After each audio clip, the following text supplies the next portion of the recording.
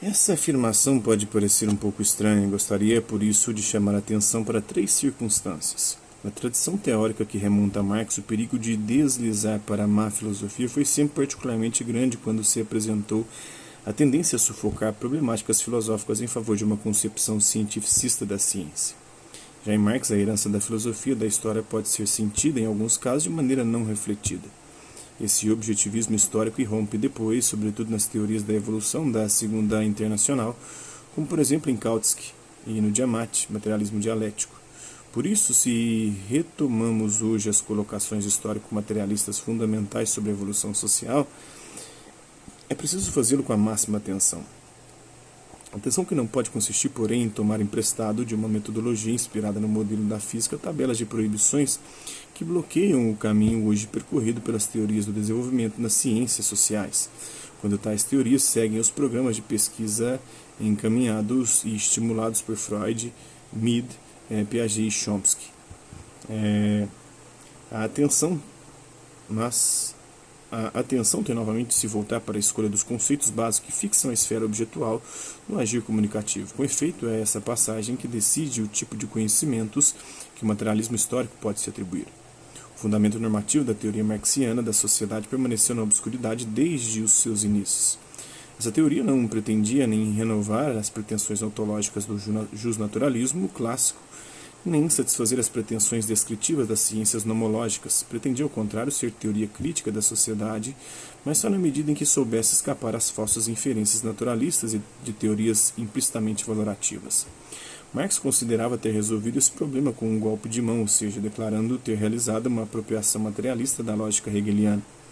É também verdade que ele não teve de se ocupar de modo particular dessa tarefa, já que, para suas finalidades práticas de pesquisa, ele podia se contentar em apontar e criticar de modo imanente o conteúdo normativo das teorias burguesas dominantes, o moderno direito natural e a economia política, conteúdo que, de resto, havia se encarnado nas constituições burguesas revolucionárias. Nesse meio tempo, a consciência burguesa tornou-se cínica, liberando-se inteiramente dos conteúdos normativos obrigatórios, como se pode ver nas ciências sociais, em particular no positivismo jurídico, na economia neoclássica e na teoria política recente.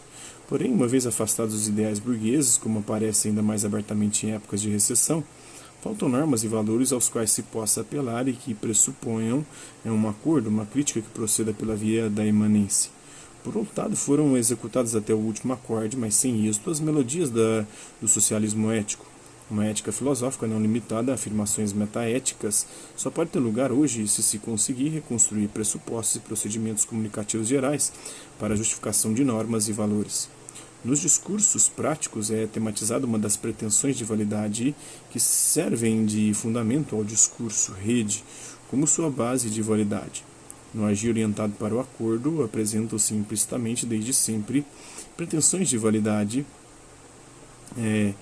essas pretensões universais, ou seja, pretensões de compreensibilidade da expressão simbólica, de verdade do conteúdo proposicional, de veracidade das manifestações externas intencionais e de justeza do ato linguístico em referência a normas e valores válidos, penetraram nas estruturas gerais da comunicação possível.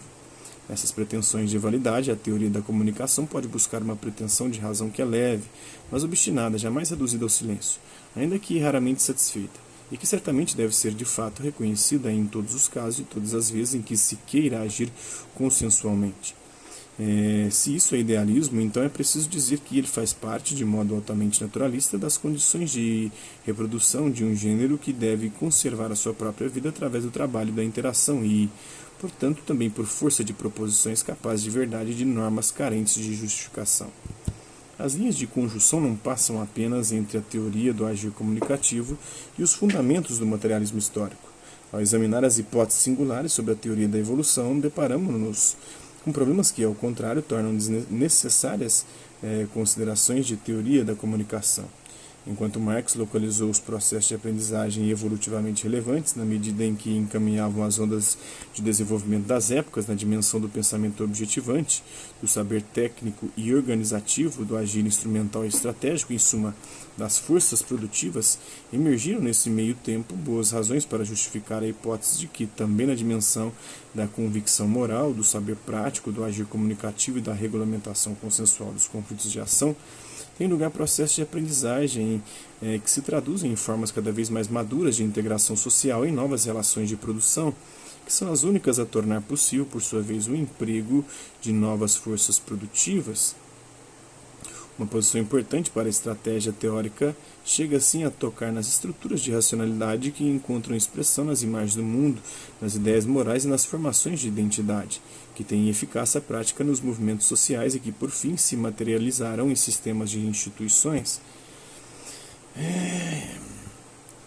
Particular interesse tem também os modelos sistematicamente reconstruíveis do desenvolvimento de estruturas normativas. Esses modelos estruturais descrevem uma lógica de desenvolvimento imanente às tradições culturais e à modificação institucional. Essa lógica nada diz a respeito dos mecanismos de desenvolvimento, afirmando apenas algo acerca das margens de variação em cujo interior os valores culturais, as ideias morais, as normas podem ser modificados a um dado nível de organização da sociedade, encontrando formas históricas diversas. Em sua dinâmica de desenvolvimento, essa mutação de estruturas normativas permanece dependente tanto dos desafios evolutivos representados por problemas sistêmicos irresolvidos e economicamente condicionantes, quanto dos processos de aprendizagem que são a resposta a tais desafios. Em outras palavras, a cultura permanece um fenômeno superestrutural, embora na passagem para novos níveis de desenvolvimento ela pareça ter um papel mais preeminente do que supuseram até agora muitos marxistas. Essa preeminência explica a contribuição que a teoria da comunicação, a meu ver, pode fornecer a um materialismo histórico renovado. Gostaria de, pelo menos, indicar nos 2 parágrafos seguintes em que pode consistir uma tal contribuição. Então, esse aí é um trecho dessa obra do Jürgen Habermas para uma reconstrução do materialismo histórico, perspectivas filosóficas, né? E é isso aí. Espero que vocês tenham gostado do vídeo. Hasta la vista, babies, e até a próxima.